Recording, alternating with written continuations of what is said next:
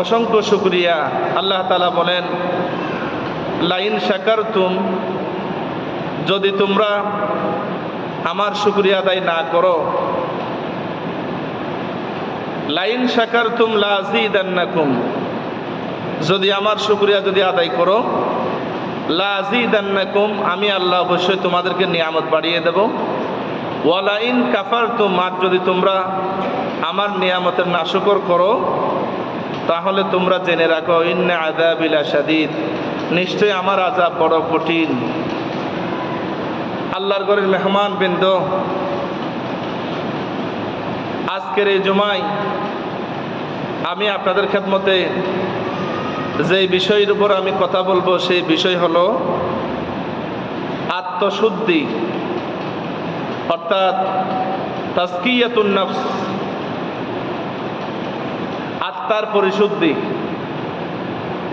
আত্মা জিনিসটা কি? আত্মা হলো আমাদের বডির ভিতরে একটি গুরুত্বপূর্ণ জিনিস আছে, ওই জিনিসের নাম হলো রূহ। যেটা আছে বলেই আজকে আমরা জীবিত আছি, আমাদের শরীর থেকে গন্ধ উঠতেছে না। এই শরীর, এই রূহটা থাকার কারণে আমার আপনার দুনিয়ার বুকে মানুষের মাঝে আমাদের মান মর্যাদা সম্মান রয়েছে। এই রূহটা আছে বিদায় আজকে আমরা আল্লাহ পাকের ঘরে সলাতুল জুমা আদায় করার জন্য আল্লাহর ঘরে আসতে আমরা আল্লাহ পাকের দয়ায় সক্ষম হয়েছি, আলহামদুলিল্লাহ। যদি আমাদের আজকে রূহটা না থাকে, আপনার 3 দিন পরে আমাদের শরীরের নখগুলি আস্তে আস্তে চলে যাবে, তারপরে 4 দিন পরে আমার চুল পশম সব কিছু ঝরে আমার শরীর থেকে আলাদা হয়ে যাবে। আপনার 5 দিন পরে আমার শরীর থেকে মগজগুলি পচে গলে তারপরে নাকের ছিদ্র কানের ছিদ্র দিয়া কবরের মধ্যে বেয়ে বেয়ে পড়বে। এরপরে 6 দিন পরে পেটের ভিতরে যত আপনার নাড়ি বুড়ি আছে, মিঈদা, আপনার পেটের নাড়ি বুড়ি ময়লা আবর্জনা সব কিছু ফেটে বের হয়ে যাবে। এরপরে সর্বশেষ 2 মাস পরে আপনার হাড্ডি ছাড়া কবরের মধ্যে আর কিছুই থাকবে না, সব কিছু মাটির সাথে মিশে যাবে। এটা হলো দুনিয়ার নিয়ম। এই জন্য সম্মানিত হাজিরিন, আজকে আমরা কেন আত্মশুদ্ধি অথবা নিজের পরিশুদ্ধি, নিজেকে সংশোধন করা, নিজেকে কারেকশন করা, নিজেকে নিয়ে চিন্তা করার জন্য আমরা কেন আজকের এই জুমা তাজকিয়াতুন নফস, আত্মার পরিশুদ্ধি, এই বিষয়ের উপরে কেন কথা বলবো? তার কারণ হলো আমরা অপরাধ করি, গুনাহ করি, জুলুম করি, মানুষের উপর অত্যাচার করি, অবিচার করি। কিন্তু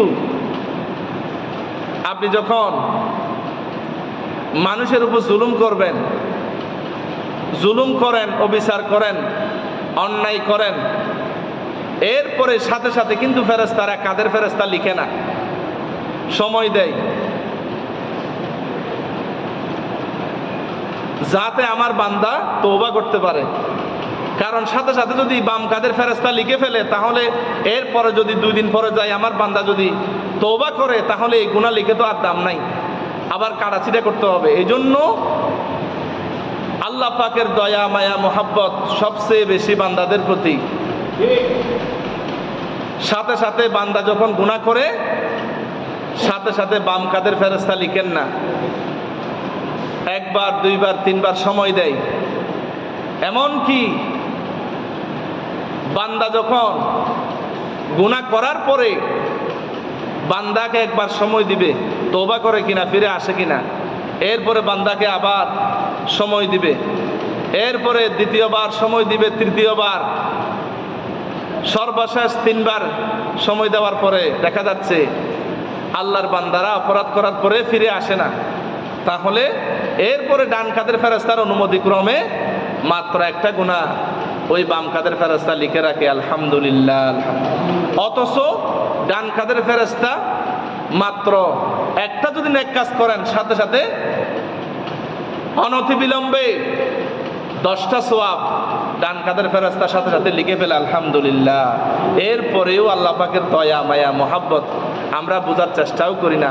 আমরা গাদ্দারি করি, আমরা ক্ষমতার অপব্যবহার করি, ক্ষমতা নিয়ে বড়াই করি, আমরা মানুষের উপর জুলুম অত্যাচার, জেল জুলুম জরিমানা, মানুষের উপরে অন্যায় অবিচার করি বিদায় আল্লাহ পাক বান্দাকে তওবা করার সময় দেয়, সুযোগ দেয়, চান্স দেয়। আল্লাহ পাক বলেন ফামলাইতুলিল কাফিরিনা সুম্মা আখাসতুম, আল্লাহ বলেন আমি কাফেরদেরকে, অবিশ্বাসীদেরকে, গাদ্দারদেরকে, যারা দুনিয়ার জমিনে অহংকার করে চলে, আমি তাদেরকে সাথে সাথে পাকড়াও করি না। যদি আমি আল্লাহ সাথে সাথে যদি পাকড়াও করতাম, তাহলে এক ডুব দুনিয়ার জমিনে আমি পানি গেলার সুযোগটা দিতাম না, সাথে সাথে গজব নাজিল করতাম। এই জন্য আল্লাহর ঘরে মেহমান বৃন্দ, এই জুমায় আমরা যে বিষয়ের উপর আমরা কথা শুনব, সেই বিষয় হলো আত্মশুদ্ধি, তাজকিয়াতুন নফস, নফসের পরিশুদ্ধি, আত্মার পরিশুদ্ধি, নিজেকে সংশোধন করা। এই বিষয়ের উপর আমরা আজকে আলোচনা করার চেষ্টা করব বিমাশিয়াতিল্লাহি তাআলা, বিইজনিল্লাহি তাআলা ওয়া বিফাদলিল্লাহি তাআলা ওয়া বিরহমাতিল্লাহি তাআলা। আল্লাহ পাকের দয়ায়, আল্লাহর ঘরে মেহমান বৃন্দ, আল্লাহ পাক সমগ্র মানব জাতি, সমগ্র জাতি সবাই ছিল জান্নাতে। সবাই কোথায় ছিল বলেন? আমরা সবাই ছিলাম জান্নাতে। এই জান্নাত থেকে আল্লাহ পাক সাময়িকের জন্য আমাদেরকে দুনিয়ার জমিনে পাঠালেন, এবং আল্লাহ পাক এই সাময়িকের জন্য আল্লাহ পাক দুনিয়ার জমিনে পাঠালেন। কেন পাঠালেন?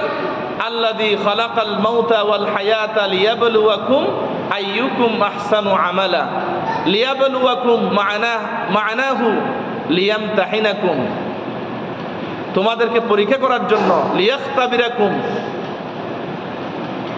তোমাদেরকে ইখতিবার, ইমতিহান, তোমাদেরকে পরীক্ষা করার জন্য আমি আল্লাহ দুনিয়ার জমিনে তোমাদেরকে রূহ নামক একটা জিনিস দিয়ে, একটা বডি দিয়ে সুন্দর করে মায়ের পেটের ভিতরে 10 মাস ফেরেশতা দিয়া আমি বানিয়েছি। অথচ গোটা আসমান জমিন আমি বানিয়েছি মাত্র 6 দিনে। খালাকাস সামাওয়াতি ওয়াল আরদি ফি সিত্তাতি আইয়াম। আল্লাহ বলেন আমি মাত্র 6 দিনে আকাশ এবং জমিন দুনিয়া বানিয়েছি, আর একজন মানুষকে মায়ের পেটের মধ্যে বানিয়েছি তিল তিল করে 9 মাস 10 মাস মায়ের পেটের ভিতরে আমি আস্তে আস্তে বানিয়েছি। আল্লাহু আকবার। কেন বানিয়েছি? আইয়ুকুম আহসানু আমালা। আল্লাহ বলেন মা খালাকতুল জিন্না ওয়াল ইনসা ইল্লা লিয়াবুদুন। আল্লাহ বলেন আমি আমার বান্দাকে এবং মানুষকে, জিনজাতিকে বানিয়েছি ইল্লা লিয়াবুদুনানি, শুধুমাত্র আমার গোলামি করার জন্য বানিয়েছি। আলহামদুলিল্লাহ, আলহামদুলিল্লাহ। সুতরাং সম্মানিত হাজিরিন, আল্লাহর ঘরে মেহমান বৃন্দ, আমরা যারা আজকে এই জুমার আলোচনার শুরু করার আগেই আমরা যারা মসজিদের মধ্যে ঢুকেছি, আমরা আল্লাহ পাকের কাছে অবশ্যই আমরা আল্লাহ পাকের দয়া মায়া আমাদের প্রতি আছে বিদায় আমরা জুমার মসজিদে আলোচনার আগে ঢুকার মতো আল্লাহ পাক আমাদেরকে তৌফিক দিয়েছেন, আলহামদুলিল্লাহ। আবার অনেকেই ব্যবসা বাণিজ্য, তারপরে পারিবারিক বিভিন্ন জায়জামিলার মধ্যে আছে, এখনো পর্যন্ত হয়তো গোসলও করে নাই। অথচ আপনি ফরজ গোসল ছাড়া আজান হয়ে যাওয়ার পরে আপনি সুন্নত গোসল করাও জায়েজ নাই।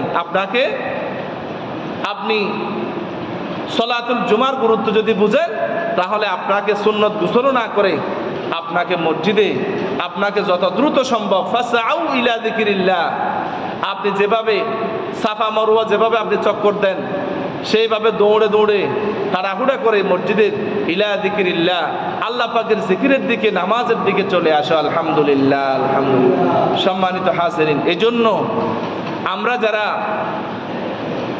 এই যে নফস নিয়ে আমরা যারা আলোচনা শুনবো, এই নফস একটা আছে নফসে আম্মারা, একটা নফসে লওয়ামা, একটা নফসে মুতমাইন্না, একটা আছে শয়তানের নফস, যেই নফস গুনাহ করার পরে আল্লাহর কাছে অনুতপ্ত হয় না, সারেন্ডার করে না, ফিরে আসে না, এটা নফসে আম্মারা।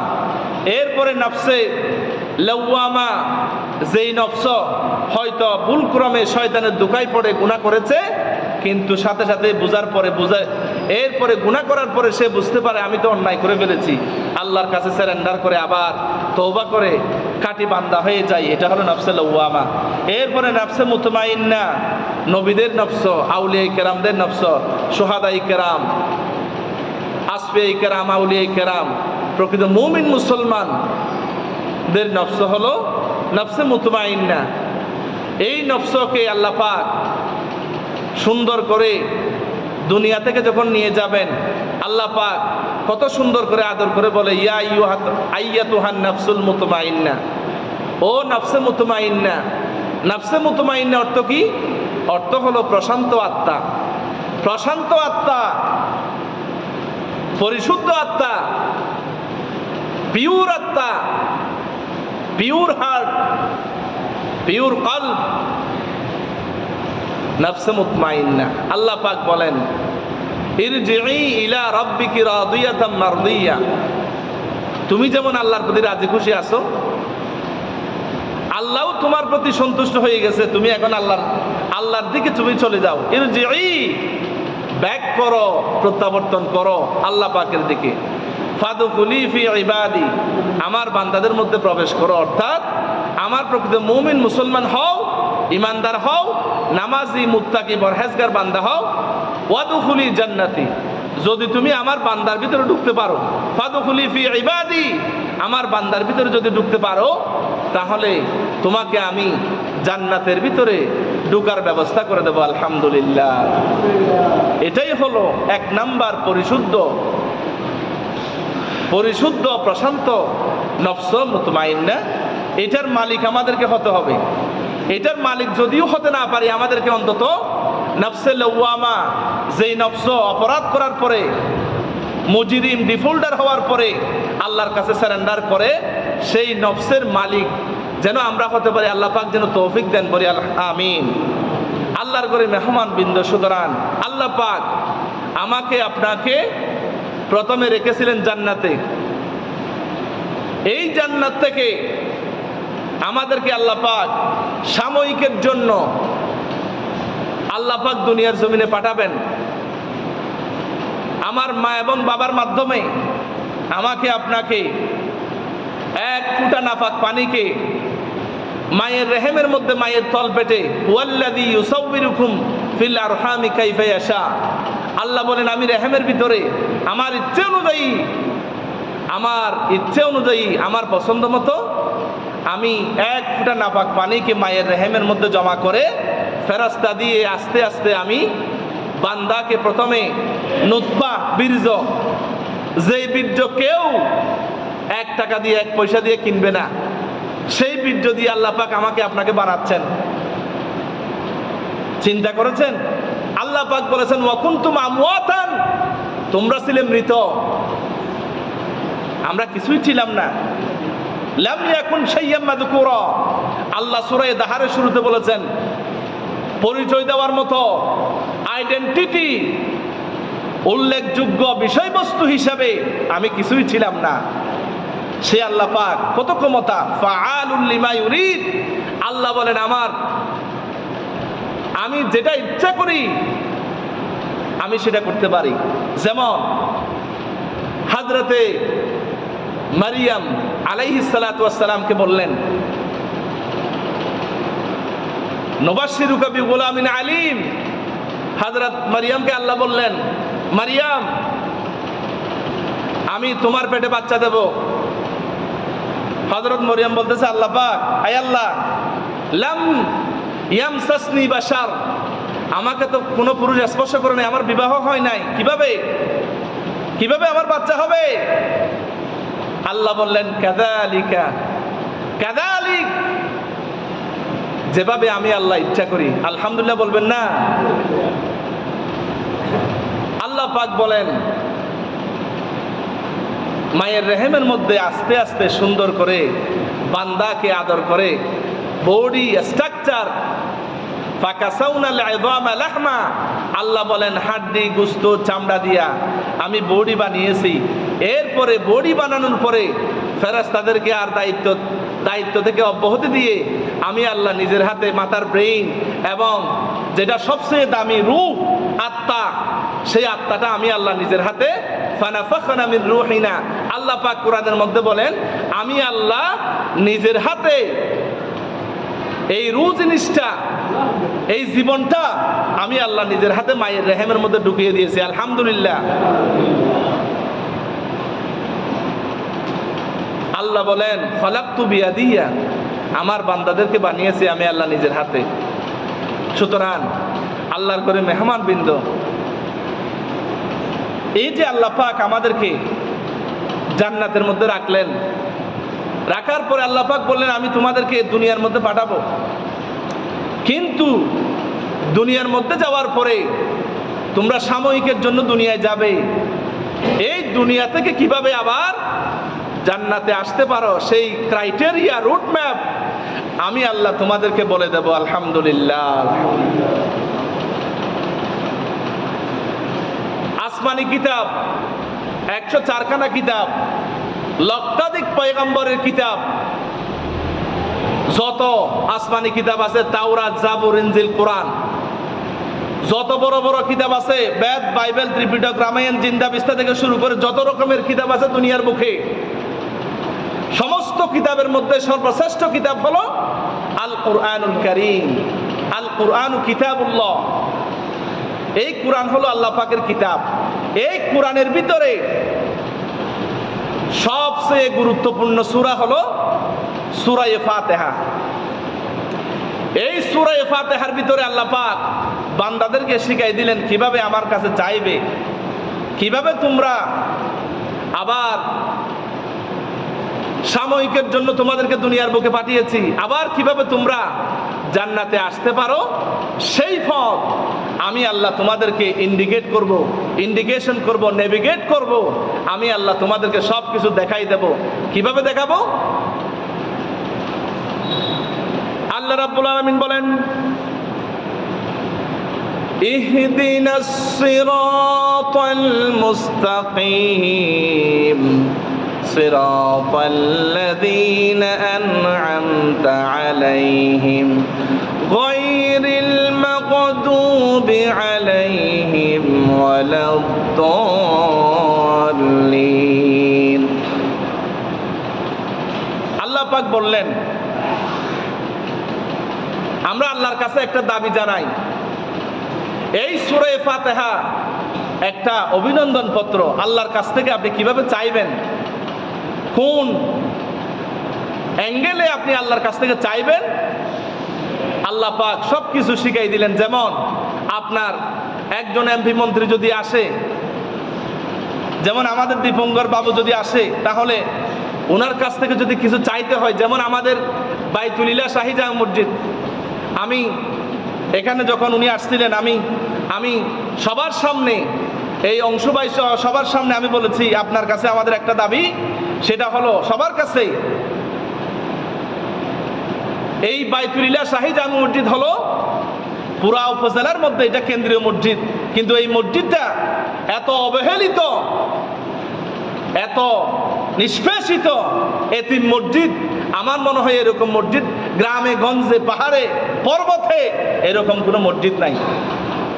আমাকে ওখানে অংশভাই বলেছিল 10 কোটি টাকা দিয়ে মসজিদ করে দেব, আপনি শুধু দোয়া করেন আমাদের দীপঙ্কর বাবু যেন আসতে পারে। দোয়া করছিলাম। তো এখন কথা হচ্ছে এই যে আল্লাহ পাক, আপনি একজন এমপি মন্ত্রীর কাছে চাইবেন, প্রথমে তার প্রশংসা করবেন, এরপরে তার গুণগান, তার অবদান, এরপরে আপনি দাবি করতে পারবেন আমাদের মহামান্য এমপি মহোদয়, আমাদের মসজিদ দরকার, মাদ্রাসা দরকার। আপনি হুট করে আপনি চাইতে পারবেন না যে আমাদেরকে এটা দিতে হবে, না দিলে ঠ্যাং নিয়ে আস্ত ফিরতে পারবেন না, এরকম বলার কোনো সিস্টেম নাই। একজনের কাছ থেকে কিছু চাইতে হলে কিভাবে চাইবে সেই আদবটা আল্লাহ পাক সূরা ফাতিহার মাধ্যমে শিক্ষা দিয়েছেন। আলহামদুলিল্লাহ। প্রথমে আল্লাহ পাকের প্রশংসা, এরপর আল্লাহ পাকের গুণগান, এরপরে দাবি। সমস্ত মুসলমানদের একটাই দাবি, ইহদিনাস সিরাতাল মুস্তাকিম, আয় আল্লাহ আমাদেরকে জান্নাতে যাওয়ার জন্য একটি সোজা রাস্তা আমাদেরকে বলে দাও। সিরাতে মুস্তাকিম মানে হলো সোজা রাস্তা। আল্লাহ রাব্বুল আলামিন বলেন وعلى الله قصد السبيل ومنها جائر ولو شاء لهداكم أجمعين। আল্লাহ পাক বলেন এই দুনিয়ার বুকে অসংখ্য বাঁকা পথ রয়েছে, অসংখ্য নাস্তিক মুরতাদ শয়তানের পথ রয়েছে। আমি সেখান থেকে আমি সঠিক রাস্তা সোজা রাস্তা বলে দেওয়ার দায়িত্ব আমি আল্লাহ রাব্বুল আলামিনের। আমি আল্লাহ সোজা রাস্তা বলে দেব, আলহামদুলিল্লাহ। আল্লাহ পাক বললেন সূরা ফাতিহার মাধ্যমে আল্লাহ পাকের কাছে আমরা আবেদন করলাম, আল্লাহ পাকের কাছে আপিল করলাম, রব্বুল আলামিন আমাদেরকে সোজা সঠিক রাস্তাটি আমাদেরকে বলে দাও। আল্লাহ পাক বললেন সিরাতাল্লাযীনা আন'আমতা আলাইহিম। আল্লাহ পাক বলেন সোজা রাস্তা হলো যারা নিয়ামত প্রাপ্ত বান্দা, নবিয়্যিন, সিদ্দিকিন, শুহাদা, সালিহিন। এই চার শ্রেণীর মানবেরা, নবীরা, শুহাদা, সিদ্দিকিন, নবিয়্যিন, সিদ্দিকিন, সত্যবাদীরা, শহীদগণ এবং সালিহিন, আল্লাহ পাকের সলফে সালিহিন, সৎ বান্দারা, নিয়ামত প্রাপ্ত আল্লাহ তাদের পথটি হলো সোজা পথ, জান্নাতের পথ, আলহামদুলিল্লাহ। আল্লাহ রাব্বুল আলামিন সোজা রাস্তা বলতে গিয়া আল্লাহ পাক সূরা ইয়াসিনের মধ্যে আল্লাহ পাক জবাব দেয়া দিলেন ওয়া আনি'বুদুনি হাযা সিরাতুম মুস্তাকিম। আল্লাহ পাক বললেন আমার গোলামি করো, আমার ইবাদত করো, এটাই তোমার জন্য সোজা পথ, জান্নাতের পথ, আলহামদুলিল্লাহ। সুতরাং আল্লাহর ঘরে মেহমান বৃন্দ, আপনি সোজা পথ, জান্নাতের পথ আপনাকে কোনটা আপনাকে কোরআনের মাধ্যমে বুঝতে হবে। পৃথিবীর কেউ আপনাকে সোজা পথ, কেউ আপনাকে জান্নাতে নিতে পারবে না। একমাত্র সোজা পথ, সঠিক পথ বলে দেওয়ার দায়িত্ব হলো আল্লাহ রাব্বুল আলামিনের।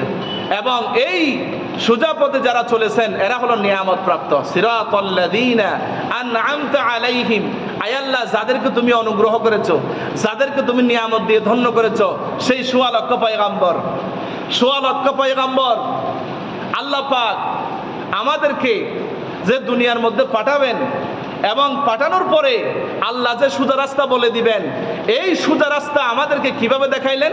জান্নাতে যাওয়ার পথ কিভাবে দেখালেন?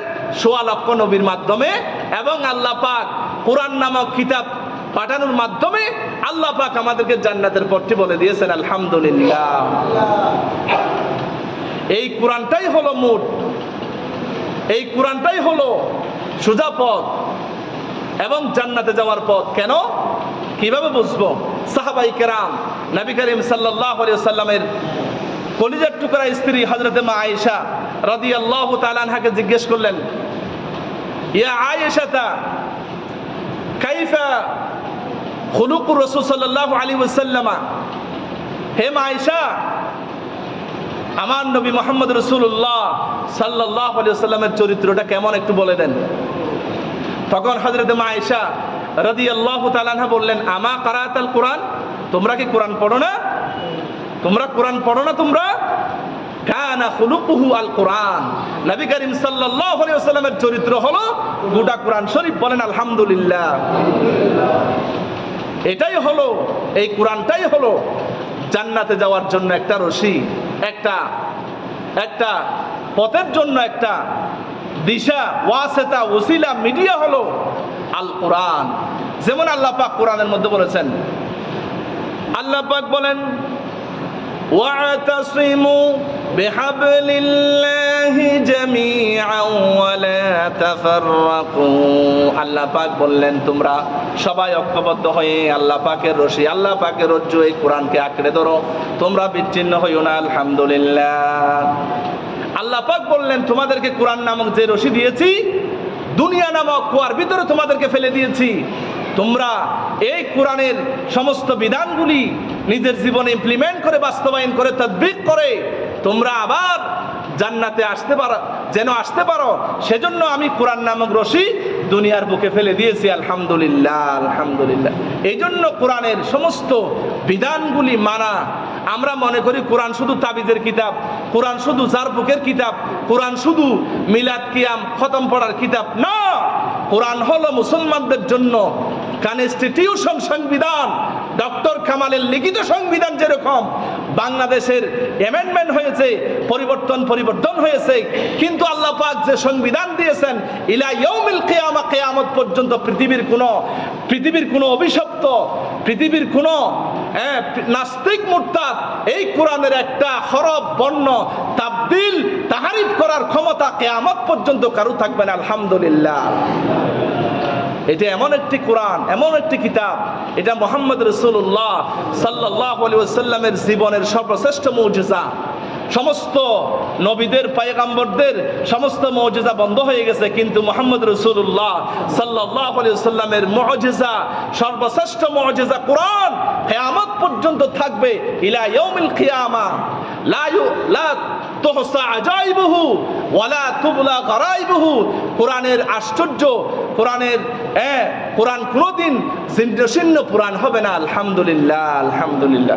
সম্মানিত হাজিরিন, আল্লাহর ঘরের মেহমান বৃন্দ, সুতরাং আল্লাহ পাক আমাদেরকে দুনিয়ার বুকে পাঠিয়েছেন নিয়ামত প্রাপ্তদের পথই হলো সোজা পথ, জান্নাতের পথ। এবং যারা নিয়ামত প্রাপ্ত ছিলেন এদের মধ্যে যারা নবীন, নবীরা ছিলেন মাসুম বেগুনা, এরা ছিলেন ইনোসেন্ট, কোনো গুনাহ ছিল না।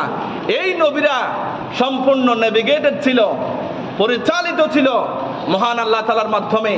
এরপরে নবীন, এরপরে সিদ্দিকিন যারা সত্যবাদী, যারা আল্লাহকে, রসুলকে, কোরআনকে যারা অকুণ্ঠ চিত্তে বিশ্বাস করেছে, মেনে নিয়েছে, অন্তরে বিশ্বাস করেছে এবং দুনিয়াবী জীবনে যারা বাস্তবায়ন করেছে, এদের নাম হলো সিদ্দিকিন, সত্যবাদীরা।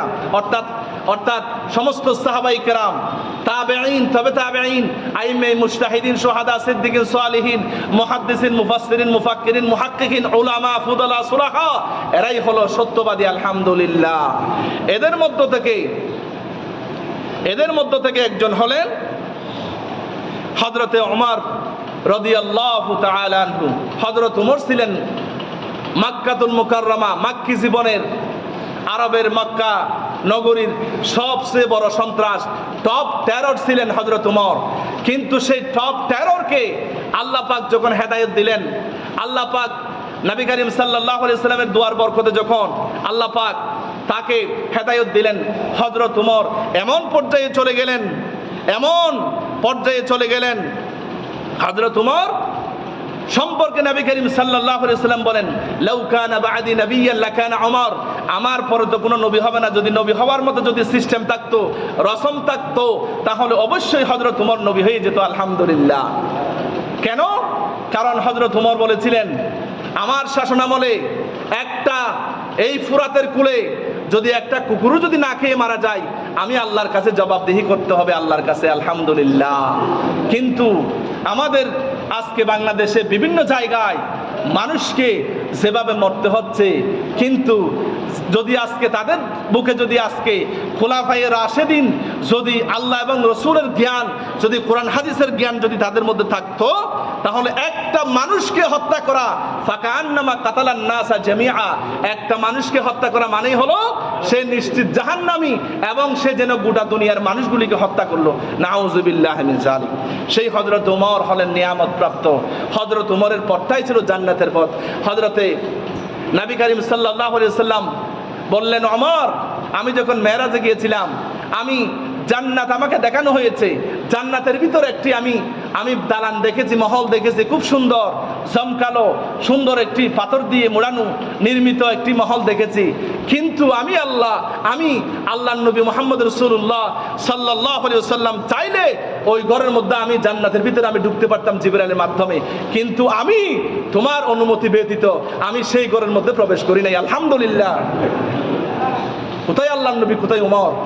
আল্লাহর নবী বলতেছে, ওমর, তোমার মর্যাদার, তোমার সম্মান মর্যাদার চিন্তা করে তোমার অনুমতি ছাড়া আমি জান্নাতে তোমার ঘরের মধ্যে আমি ঢুকি নাই। আলহামদুলিল্লাহ। আর আমরা কত হিংসা, প্রতিহিংসা, মানুষের প্রতি জেল, জুলুম, অত্যাচার, জুলুম, নিপীড়ন করি। এটার জন্য আল্লাহ পাক মানুষদেরকে বানান নাই। মানুষকে বানিয়েছেন উখরিজাত লিন্নাস লিমান ফাইন নাস, for the benefit of all man's, মানুষের উপকারের জন্য আল্লাহ পাক মানুষদেরকে সৃষ্টি করেছেন, বানিয়েছেন, আলহামদুলিল্লাহ। এই জন্য আজকে আমার জুমার বিষয় হলো পরিশুদ্ধি, আত্মশুদ্ধি, তাজকিয়াতুন নফস। আমরা গুনাহ করব স্বাভাবিক, এই জন্য ফার্সিতে একটা কথা আছে, বান্দা আগার কাসুর না করতে তুমি কাসুরতে, বান্দা যদি গুনাহ না করে এটা আর একটা অপরাধ। এই জন্য আমরা গুনাহ করব, কিন্তু গুনাহ করার পরে আমাকে আল্লাহর কাছে তওবা করতে হবে, ফিরে আসতে হবে। এটার নামই হলো আত্মশুদ্ধি, তাজকিয়াতুন নফস, নিজের নফসকে পরিশুদ্ধ করা। আলহামদুলিল্লাহ। এই হযরত ওমর যখন হযরতে হুযায়ফা, আল্লাহ নবী বললেন তুমি মদিনার সমস্ত মুনাফিকদের লিস্ট তৈরি করো। হযরত ওমরের মধ্যে, হযরত ওমর জান্নাতের সুসংবাদ প্রাপ্ত হযরত ওমর, নিজের ভিতরে একটা পেরেশানি সৃষ্টি হয়ে গেছে। হযরত ওমর বলতেছে আল্লাহ নবী যেহেতু হুযায়ফা ইবনুল ইয়ামান, এই হযরত হুযায়ফাকে যখন মুনাফিকের লিস্ট করার জন্য যখন দিয়েছেন, আনা আযুন্নু আনা ফীহিম, আমার মনে হয় আমি তাদের মধ্যে থেকে একজন আছি, হয়তো এই মুনাফিকের লিস্টের মধ্যে আমি ওমরের নাম আছে কিনা। হযরতে ওমর রাদিয়াল্লাহু তাআলা আনহু মদিনায় চলে গেলেন। মদিনায় গিয়ে হযরত হুযায়ফাকে বললেন, হুযায়ফা তোমার লিস্টের মধ্যে আমার নামটি আছে কিনা। হযরত হুযায়ফা ইবনুল ইয়ামান বলতেছে, আমিরুল মুমিনিন আপনি কি মনে করেন এখানে এখানে এখানে এই মুনাফিকের লিস্টের মধ্যে আপনার নাম আছে? হযরত ওমর বলতেছেন, আমার মনে হয় হয়তো আমি থাকতেও পারি। এভাবে করে হযরত ওমর, কেমন ওমর, যেই উমর স্বপ্ন দেখলে সেটা ওহী হয়ে যেত, যেই উমরের কথার মধ্যে আল্লাহ পাক কুরআন নাজিল করেছেন, আলহামদুলিল্লাহ। সেই উমর হলেন নিয়ামত প্রাপ্ত। সেই চরিত্র আমাদেরকে ধারণ করতে হবে। সম্মানিত হাজরিন, আল্লাহর ঘরে মেহমান বৃন্দ, এই হযরত ওমর, হযরতে আবু হুরায়রা রাদিয়াল্লাহু তাআলা আনহুকে যখন গভর্নর বানানো হলো, হযরত আবু হুরায়রা একজন সাহাবী, সবচেয়ে বেশি হাদিস বর্ণনাকারী সাহাবী আবু হুরায়রা এর পূর্বে নাম ছিল আরেকটা আব্দুর রহমান। এই আবু হুরায়রা বিড়ালের বাপ, জামার ভিতরে বিড়ালকে পছন্দ করতেন, বিড়াল রাখতেন। আল্লাহ নবী দেখে বললেন, ইয়া আবা হুরায়রা। আল্লাহ নবী ফান করে মস্কারা করে একটি বললেন, হযরত আবু হুরায়রা এই নামটি, এই উপনামটি তিনি রেখে দিলেন, ওনার নাম হলো আবু হুরায়রা। এই হযরত আবু হুরায়রা যখন আল্লাহ নবী গভর্নরের দায়িত্ব দিলেন, তিনি দিনের বেলা রাষ্ট্রীয় কাজ করতেন, সন্ধ্যাবেলা হলেই পাহাড় থেকে লাকড়ি কিনে বিক্রি করতেন। তখন লোকেরা জিজ্ঞেস করলো, আবু হুরায়রা আপনি এই কাজগুলো কেন করেন? তখন হযরত আবু হুরায়রা বলতেছেন, আমি যদি এই কাজগুলো না করি তাহলে হয়তো শয়তান আমার ভিতরে অহংকার সৃষ্টি হতে পারে। আমি একজন গভর্নর, আমি একজন রাষ্ট্রনায়ক, সেই অহংকার যেন আমার ভিতরে না আসে, অহংকার মুক্ত থাকার জন্য আমি সন্ধ্যাবেলা বাজারের মধ্যে লাকড়ি বিক্রি করি। আলহামদুলিল্লাহ। এটাই হলো আমাদের জন্য আদর্শ। আল্লাহর ঘরে মেহমান বৃন্দ, আপনারা যারা আমরা মানুষ আছি, আল্লাহ পাকের দয়া মায়া কেমন দেখেন। আল্লাহ পাক সূরা রাদের 11 নম্বর আয়াতে আল্লাহ পাক বলেন, আল্লাহ রাব্বুল আলামিন বলেন, লাহু মুআক্কিবাতুম মিন বাইনি ইয়াদাইহি ওয়া মিন খালফিহি ইয়াহফাযুনাহু মিন আমরিল্লাহ। আল্লাহ পাক বলেন, আমি আল্লাহ আমার প্রতিটা বান্দাকে হেফাজত করার জন্য আমি কুদরতের ফেরেশতা দিয়েছি। ফেরেশতাদের মাধ্যমে আমার বান্দাকে আমি সমস্ত দুনিয়াবি বালা মুসিবত থেকে আমি আল্লাহ হেফাজত করি। আলহামদুলিল্লাহ। কথা খেয়াল করুন, কান খাড়া করে কথাগুলো শুনবেন। আল্লাহ পাক সূরা রাদের শুরুতে 11 নম্বর আয়াতে আল্লাহ পাক বললেন, আমি আল্লাহ আমার বান্দাদেরকে বডিগার্ড দিয়ে, সিকিউরিটি দিয়ে, সেফটি দিয়ে আমি আল্লাহ আমার বান্দাদেরকে, প্রতিটা বান্দার পিছনে 20 জন ফেরেশতা দিয়ে আমি আল্লাহ আমার বান্দাকে দুনিয়াবি সমস্ত বালা মুসিবত থেকে আমি আল্লাহ হেফাজত করি। বলেন আলহামদুলিল্লাহ। 20 জন ফেরেশতা কেমন? 20 জন ফেরেশতা হলো আল্লাহ রাব্বুল আলামিন যেমন বাংলাদেশের প্রধানমন্ত্রী, এমপি, মন্ত্রীদের যেরকম সেফটি সিকিউরিটি রয়েছে, আল্লাহ পাকের বান্দাদের জন্য আল্লাহ পাক কোরআনের মধ্যে আজ থেকে 1500 বছর আগে বলে দিয়েছেন, আমি আল্লাহ আমার প্রতিটা বান্দাকে, যাদেরকে আমি আল্লাহ নিজের হাতে বানিয়েছি, আমার বান্দাদেরকে আমি 20 জন ফেরেশতা দিয়ে আমি আল্লাহ আমার বান্দাকে আমি সমস্ত বালা মুসিবত থেকে আমার বান্দাকে আমি কন্ট্রোল করব, সেভ করব। বলি আলহামদুলিল্লাহ। সেই 20 জন ফেরেশতার মধ্যে একজন থাকেন সামনে আর একজন থাকে পিছনে। মানুষের আযাব, জিনের আযাব এবং আল্লাহ পাকের আযাবের ফেরেশতার শাস্তি, তিন প্রকারের শাস্তি থেকে এই সামনের পিছনের দুইজন ফেরেশতা কিন্তু আমাদেরকে হেফাজত করেন, বলি আলহামদুলিল্লাহ। এটা হাদিস শরীফের কথা, আমার বানানো কথা নয়। তো আমাদের মধ্যে আল্লাহ পাক যদি তিন প্রকারের ফেরেশতা দিয়ে যদি আমাদেরকে হেফাজত করেন, তাহলে আমাদের মধ্যে দুনিয়ার মধ্যে এত অ্যাক্সিডেন্ট, বালা মুসিবত কেন? এটার জবাব হলো আল্লাহ পাক বলেন বিআমরিল্লাহ মিন আমরিল্লাহ, আমার অনুমতি ক্রমে।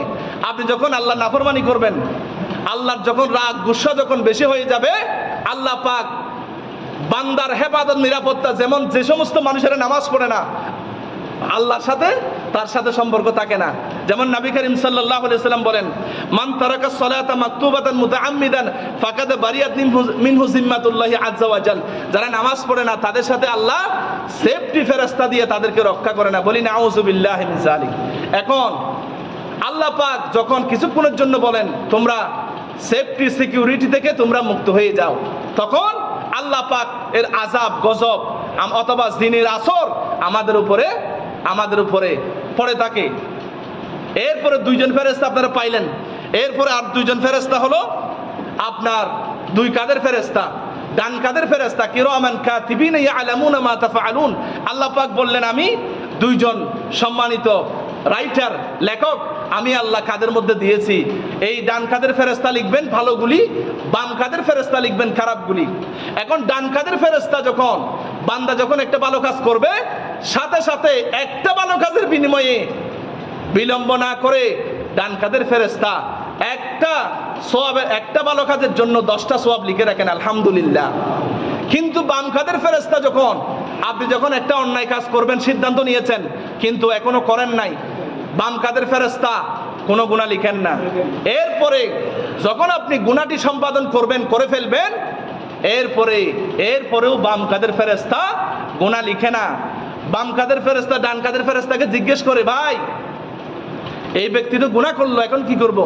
ডান কাদের ফেরেশতা বলে একটু তওবা করার সময় দাও, কারণ এখন যদি তুমি লিখে ফেলো, বান্দা যদি কালকে তওবা করে তাহলে তোমার আবার কাটাছিড়া করা লাগবে। এই জন্য এই ফেরেশতা ডান কাদের ফেরেশতার অনুমতি ক্রমে একবার, দুইবার, তিনবার বান্দাকে তওবা করার জন্য সুযোগ দেয়, বলি আলহামদুলিল্লাহ।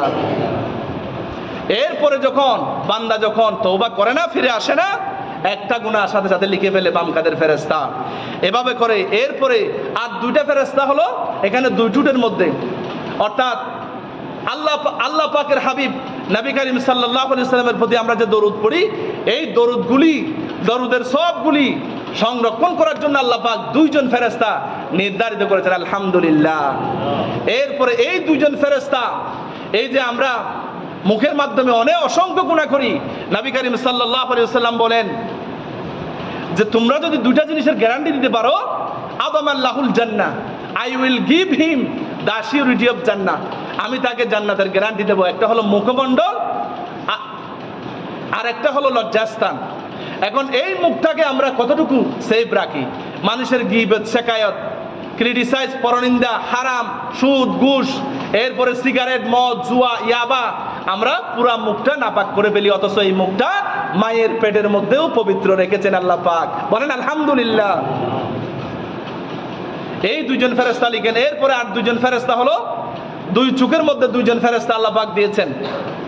কেন? কারণ এই চোখ খুব সেনসিটিভ, এই চোখ হলো খুব সেনসিটিভ।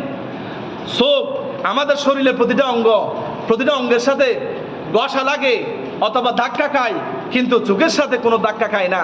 এই দুইটা চোখকে আল্লাহ পাকের বড় নিয়ামত বিদায়, এই দুইটা চোখকে গুনাহ থেকে সমস্ত বিপদ থেকে হেফাজত করার জন্য আল্লাহ পাক আমাদের জন্য দুইটা ফেরেশতা নির্ধারণ করেছেন, আলহামদুলিল্লাহ। এখন এই দুই চোখ দ্বারা আপনি কয়জনের মোবাইলের মধ্যে খারাপ ছবি পাবেন না, খারাপ ভিডিও পাবেন না। এই জন্য এই নবী করিম সাল্লাল্লাহু আলাইহি ওয়াসাল্লাম বলেন মান নাযারা ইলা মাখাসিন ইমরাতিন আন শাহওয়াতি সুব্বা ফি আইনাইহি লানু কিয়ামাল কিয়ামা। নবী করিম সাল্লাল্লাহু আলাইহি ওয়াসাল্লাম বলেন যে ব্যক্তি খারাপ চিন্তা নিয়ে কোন মহিলার দিকে তাকাবে, তাহলে কিয়ামতের দিন তাকে সীসাকে গরম করে তার চোখের মধ্যে দাগ দেওয়া হবে না, আউযু বিল্লাহি মিন যালিক। তাহলে এই যে মনে করেন আমরা এই চোখ দিয়ে কত গুনাহ করি, এই জন্য নবী করিম সাল্লাল্লাহু আলাইহি ওয়াসাল্লাম বলেন আল আইনানে যানাহুমা আন-নাজর, চোখের যানা হলো দেখা। এই জন্য এই চোখ দিয়ে আমরা অসংখ্য গুনাহ করি। এই গুনাহ থেকে হেফাজত করার জন্য আমাদেরকে ফেরেশতা দেওয়ার পরেও কেন আমরা গুনাহ করি? কারণ ওই যে বিআমরিল্লাহ, আল্লাহ পাকের আদেশ ক্রমে আল্লাহ পাক যতক্ষণ সেভ করতে বলেন, যখন সেভ করতে বলেন না তখন আমাদের চোখের মধ্যে ধুলাবালি পড়ে, আমাদের চোখের মধ্যে অ্যাক্সিডেন্ট হয়। সুতরাং এরপরে কয়টা পাইছেন ফেরেশতা? 8টা ফেরেশতা পাইছেন, সামনে পিছনে 2 কাঁধে 4টা, এরপরে আপনার 2 ঠোঁটে 2 চোখে 8টা ফেরেশতা গেছে। আরেকটা ফেরেশতা হলো মুখের ভিতরে ফেরেশতা।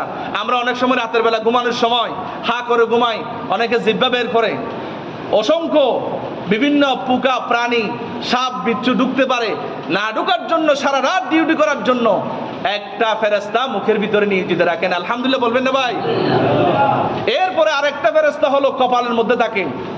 এই কপালের মধ্যে যে ফেরেশতা থাকে, আল্লাহ পাকের যেই বান্দা বিনয়ী, যেই বান্দা নম্রভদ্র, নবী করিম সাল্লাল্লাহু আলাইহি ওয়াসাল্লাম বলেন মান তাওয়াদা লিল্লাহি রাফাআহুল্লাহ, যে আল্লাহর কাছে বিনয়ী হয়, ছোট হয়ে চলে, 5 ওয়াক্ত নামাজ পড়ে, মানুষের সাথে গাদ্দারি করে না, অহংকার করে না, আল্লাহ পাক দুনিয়ার বুকে তার মর্যাদাকে বৃদ্ধি করার জন্য কপালের মধ্যে একটা ফেরেশতা দিয়েছেন। আলহামদুলিল্লাহ। এরপরে এই কপালের ফেরেশতার 2টা কাজ, একটা হলো বিনয়ী বান্দাকে মর্যাদা বুলন্দ করা, সম্মান বৃদ্ধি করা সমাজে, আবার যে বান্দা অহংকার করে, দাম্ভিকতা করে, এই বান্দাকে দুনিয়ার জমিনে অপদস্থ অপমানিত করার জন্য আল্লাহ পাক কপালের মধ্যে ফেরেশতা রেখেছেন। আলহামদুলিল্লাহ, নাউযুবিল্লাহি মিন যালিক। তাহলে 10 জন ফেরেশতা পাইলেন। আর 10 জন ফেরেশতা হলো সন্ধ্যা থেকে আপনার ফজর থেকে সন্ধ্যা পর্যন্ত 10 জন ফেরেশতা দিনের বেলা। আপনি যেখানেই যান, অফিসে যান, আদালতে যান, আপনি বাজারে যাবেন, মার্কেটে যাবেন, আপনি টাউনে যাবেন, বিভিন্ন বালা মুসিবত বিপদ আপদ, যেমন নবী করিম সাল্লাল্লাহু আলাইহি ওয়াসাল্লাম বলেছেন রাস্তার মধ্যে আজরাইল থাকে, অ্যাক্সিডেন্ট বেশি হয়। এই জন্য 10 জন ফেরেশতা সেফটি সিকিউরিটি দিয়ে প্রতিটা বান্দাকে আল্লাহ পাক হেফাজত করেন। বলেন আলহামদুলিল্লাহ। তাহলে এই 10 জন 20 জন ফেরেশতা দিয়ে আল্লাহ পাক হেফাজত করেন প্রতিটি বান্দাকে। বান্দার প্রতি আল্লাহ পাকের দয়া মায়া মোহাব্বত বেশি, এই কথা যতদিন পর্যন্ত আমি বুঝবো না, আমার আত্মশুদ্ধি, আমার সেলফ কারেকশন, আমার ভিতরে তাসকিয়াতুন নফস, আত্মার পরিশুদ্ধি, এই জিনিসটা আমার ভিতরে আসবে না। এই জন্য আল্লাহ পাকের কাছে আমরা সবাই এরাদা করি, তামান্না করি, আল্লাহ পাক যেন আমাদেরকে অন্যায় জুলুম অত্যাচার আমরা অপরাধ করার পরে যেন আমরা আল্লাহ পাকের কাছে তওবা করে যেন আবার আমরা প্রকৃত আল্লাহ পাকের বান্দা হয়ে, যেন যেদিন আমাদের হায়াতের বাজেট শেষ হয়ে যাবে, দুনিয়ার বাজেট কয়দিন? নবী করিম সাল্লাল্লাহু আলাইহি ওয়াসাল্লাম বলেন 60 থেকে 70 বছর দুনিয়ার মেয়াদ, বিশার মেয়াদ। আমার উম্মতি মা বাইনা 60 ওয়া 70, যখন দুনিয়া থেকে চলে যাব আমরা যেন ঈমান আমল নিয়ে পরহেজগার মুত্তাকি হয়ে আল্লাহ পাকের প্রকৃত বান্দা হয়ে যেন জান্নাতে যেতে পারি। আমরা সবাই বলি আমিন। হাদা মা ইনদি ওয়াল ইলমু ইনদাল্লাহ। ওয়াসসালামু আলাইকুম ওয়া রাহমাতুল্লাহ। যারা 4 রাকাত পড়েন নাই